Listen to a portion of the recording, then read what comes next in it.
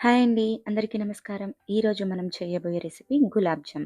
పైన క్రాక్స్ లేకుండా సాఫ్ట్‌గా, ఎంతో జ్యూసీగా ఫస్ట్ టైమ్ చేసేవాళ్ళు కూడా సింపుల్‌గా చేసేలా విత్ టిప్స్ అండ్ మెజర్‌మెంట్స్‌తో చెప్పబోతున్నా ఈ వీడియోలో. నేనిక్కడ ఇన్‌స్టంట్ గులాబ్ జామ్ తీసుకున్నా అండి 2 కప్పులు.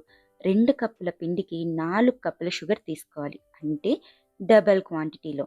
షుగర్‌కి 3/4 క్వాంటిటీ వాటర్ తీసుకోవాలి. అంటే 4 కప్పుల షుగర్‌కి 3:30 కప్పుల వాటర్ తీసుకోవాలి.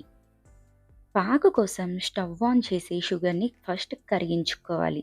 తరువాత హై ఫ్లేమ్‌లో 10 నిమిషాలు బాగా మరిగించాలి. గులాబ్ జామ్‌కి పాకేం అవసరం లేదండి. జస్ట్ పంచదారని కరిగించి కొంచెం సేపు మరిగిస్తే చాలు. పాకు పట్టుకుంటే స్టిక్కీగా ఉంటే సరిపోతుంది. చివరిగా కొంచెం యాలుక్కాయల పొడి వేసి మరొక 5 నిమిషాలు మరిగించి స్టవ్ ఆఫ్ చేసి పక్కకు పెట్టేసుకోవాలి. 2 కప్పుల పిండి కోసం అరకప్పు కాచి చల్లార్చిన పాలల్లో కొద్దిగా నీరు వేసుకొని 3:15 కప్పు వచ్చేలాగా చూసుకోవాలి. 2 కలిపి కూడా మొత్తం ఒకేసారి కాకుండా కొంచెం కొంచెంగా వేసుకుంటూ ప్రెషర్ లేకుండా కలుపుకోవాలి. చపాతీ పిండి కంటే సాఫ్ట్‌గా ఉండాలి పిండి. ఒక 20 నిమిషాలు రెస్ట్ ఇస్తే పిండి బాగా నాని గులాబ్ జాములు సాఫ్ట్‌గా వస్తాయి. 20 నిమిషాల తర్వాత ఒక్కసారి పిండిని చేతికి కొంచెం నూనె రాసుకొని ప్రెషర్ లేకుండా అలా కలుపుకోవాలి.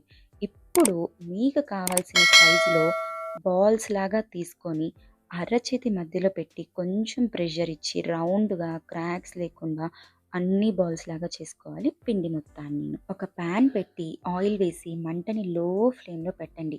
ఆయిల్ మరీ హీట్ అవ్వకూడదు. ఆయిల్ హీట్ అయితే గులాబ్ జామ్ పైన కలర్ వస్తుంది. లోపల ఉడకదు. అందుకే లో ఫ్లేమ్‌లో మాత్రమే కాల్చుకోవాలి గులాబ్ జామ్‌ని. ఒక చిన్న బాల్ వేసి హీట్‌ని చెక్ చేసుకోండి. బాల్స్‌ని ఆయిల్‌లో వేశాక ఒక 2, 3 సెకండ్లకి పైకి తేలాలి. వాటికై అవే. అలా ఉండాలండి మనకి ఆయిల్ హీట్. పైకి తేలిన తర్వాత కంటిన్యూయస్‌గా స్లోగా తిప్పుకుంటూ కాల్చుకోవాలి ఉండలన్నిటిని బ్రౌన్ కలర్ వచ్చేలాగా. ఇప్పుడు కాల్చుకున్న గులాబ్ జామున్ని ముందుగా ప్రిపేర్ చేసుకున్నాం కదా షుగర్ సిరప్ దాంట్లో వేసుకోవాలి. ఒకవేళ షుగర్ సిరప్ కానీ చల్లగా అయిపోతే కొంచెం వెచ్చ చేయండి సరిపోతుంది. ఇలా అన్ని ఉండల్ని వాయిల్‌గా కాల్చుకోవాలి. ఇక్కడ మీరు ఇంకో విషయం గుర్తుపెట్టుకోవాలి. ఉండలన్నీ ఒకేసారి వేయకూడదు. కొంచెం ఫ్రీగా కాలేలా చూసుకోవాలి గులాబ్ జామ్ ఉండలు. అప్పుడే బాగా కాలుతాయి.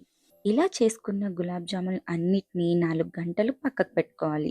4 గంటల తర్వాత ఓపెన్ చేస్తే చూసారా గులాబ్ జాములు ఎంత బాగా ఉబ్బాయో పాకంతా బాగా పట్టేసుకొని. ఇప్పుడు ఈ గులాబ్ జాములు తింటుంటే ఆహా! ఎన్ని తిన్నా తినాలి అని అనిపిస్తూ ఉంటుంది. ఇలాంటి మరెన్నో వీడియోస్ కోసం సబ్స్క్రైబ్ టు రోజుకో రుచి. ఈ వీడియో కానీ నచ్చినట్లయితే లైక్ చేసి షేర్ చేయండి మీ ఫ్రెండ్స్ అండ్ ఫ్యామిలీతో.